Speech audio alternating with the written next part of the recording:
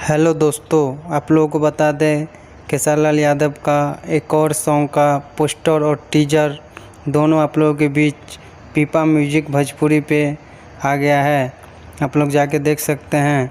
इस सॉन्ग को खेसारी लाल यादव के साथ शिल्पी राज ने गाई है और इस सॉन्ग को आज़ाद सिंह के द्वारा लिखा गया है और म्यूजिक विशाल सिंह ने दिया है। और इस सॉन्ग को कल सुबह 7 बजे पीपा म्यूजिक भोजपुरी पे आप लोग के बीच रिलीज कर दिया जाएगा। गाने में खेसारी लाल यादव के साथ रानी एक्ट्रेस नज़र आएगी और गाने का नाम है गुल्लू गुल्लू गाल।